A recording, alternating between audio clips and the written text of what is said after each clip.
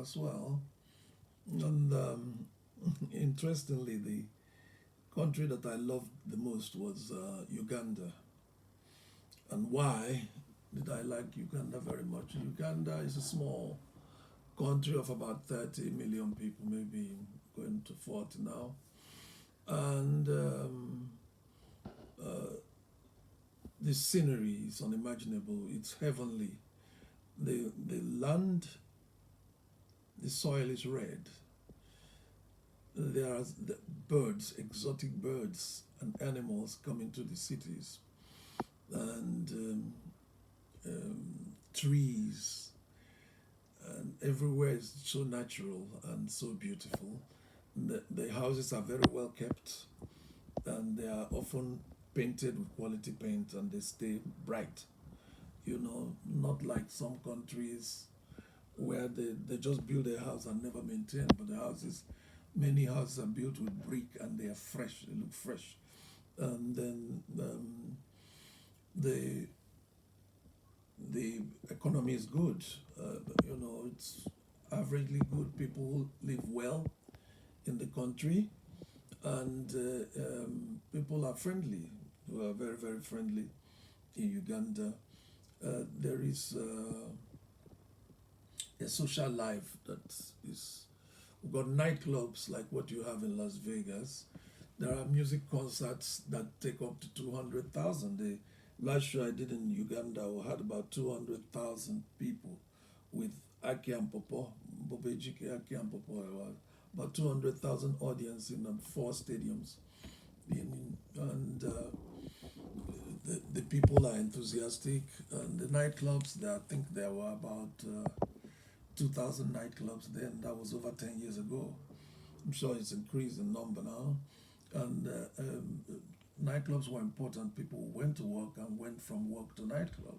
And it's not like those clubs where you have only men that come. No, no, no, no, no. The clubs are usually full of ladies, and ladies have to pay to be in the club. And there's usually a rush to get in. And as an artist, you value this culture because you went to meet the people in the clubs and you presented your music and you sang. And every time an artist entered a club, a reputable club, they stop whatever they're doing, play the music of the artist. And it feels good when you're walking into a club with a beautiful lady and the DJ stops the music and says, "Ladies and gentlemen, Bob Ejike in the house." Definitely feels good. And yes, most of my videos were done in Uganda because of the incredibly beautiful scenery, and also the ladies are very beautiful. Many people have a stereotype, a stock view of what Ugandans look like, but when you come to Uganda, you see that there are people of all races in Uganda. My doctor was from Siberia, for example. My children had friends from South Korea, and they were all living in Kampala, the capital of Uganda. And Kampala was a small city where most people could meet within the day, and there isn't this social class stratification. The day I arrived Uganda, I met one of the biggest stars in the country, Cindy. The early night, the next morning, someone told her I was about, and the founder of Nollywood, the pop star, was about. She came to see me first thing in the morning in my hotel, and we became friends from there, and we became really, really close friends. I got to meet her fiance, and I virtually hired her entire family. Her younger sister performed in my video. Her brother performed in my video, Does Your Mama Know?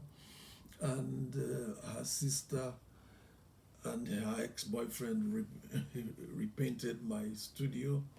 And her mother acted as my wife in one of the videos that I did in my studio. And that's how things work, because Ugandans are very friendly, very nice people. The next person I met after that was Angela Katatumba, a millionaire, diplomat, superstar singer and philanthropist, and she took me to the casino of Kampala Casino. We spent the night out there while they gambled. I don't gamble.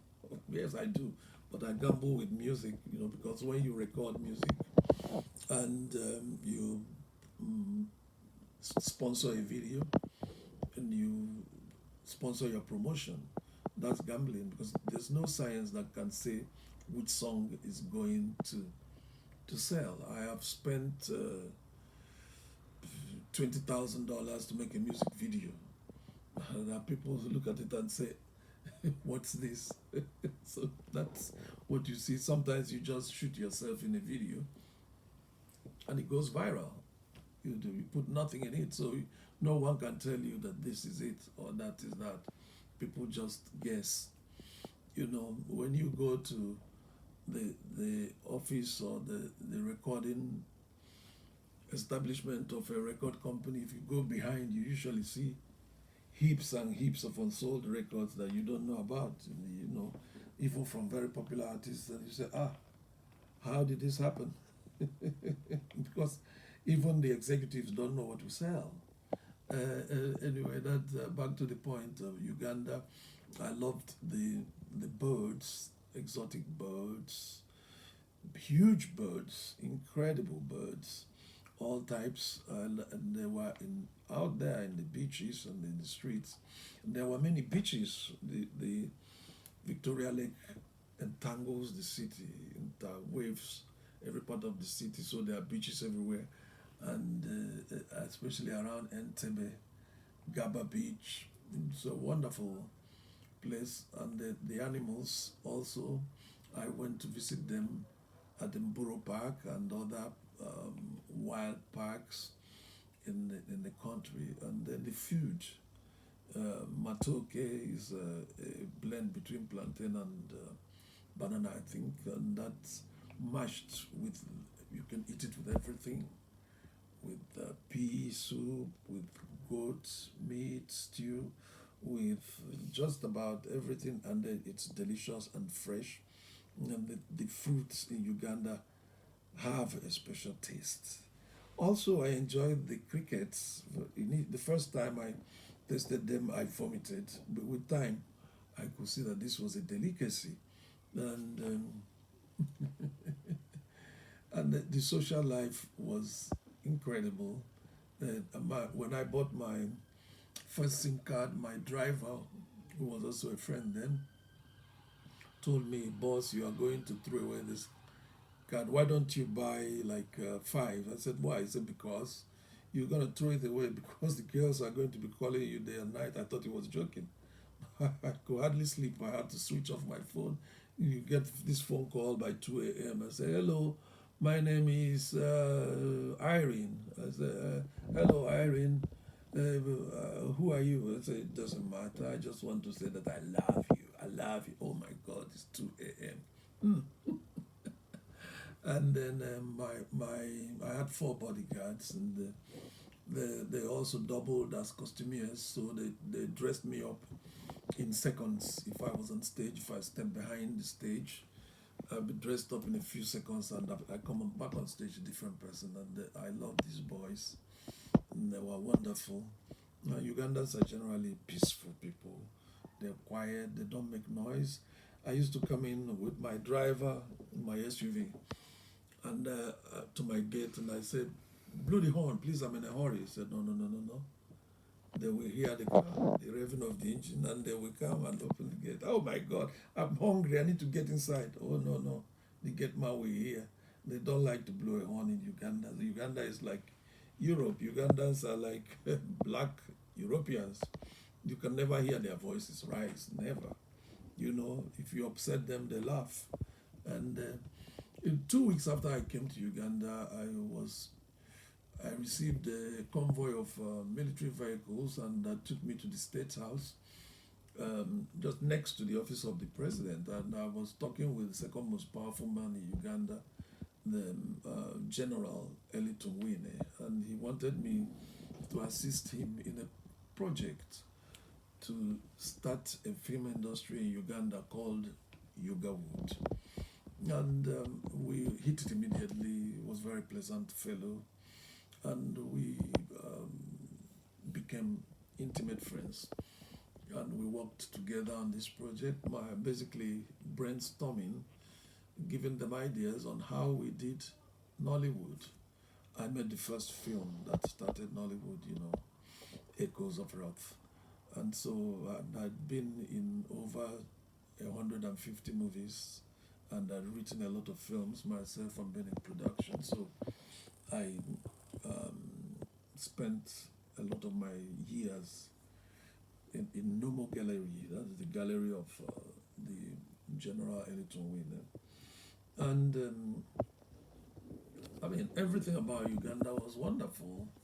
The social life was fine, the economy was good. And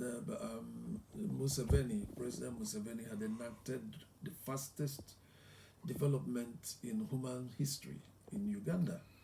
And after the war with Idi Amin, and you see, that's what made us come there. If it wasn't a very nice place, nobody would go there. We went there because of the miracle that took place, the economic miracle.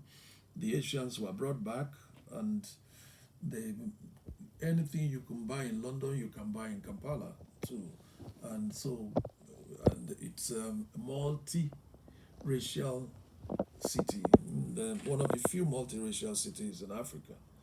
And everything about Uganda was nice. And when you put your foot on the red soil of Uganda, you must come back. So when I was leaving after 6 years, I told my friends I was leaving. They just laughed and said, "You're going to come back." And I did. Within 1 year, I was falling sick. I was so nostalgic. And I had gone from Uganda to Dubai. Dubai is a jungle of skyscrapers. Anonymous jungle of skyscrapers. You live in a place for 5 years in the same building, no one talks to you. You say, "Good afternoon, sir." People are too rich to notice you. And who wants that? So I was quite fine with my Uganda.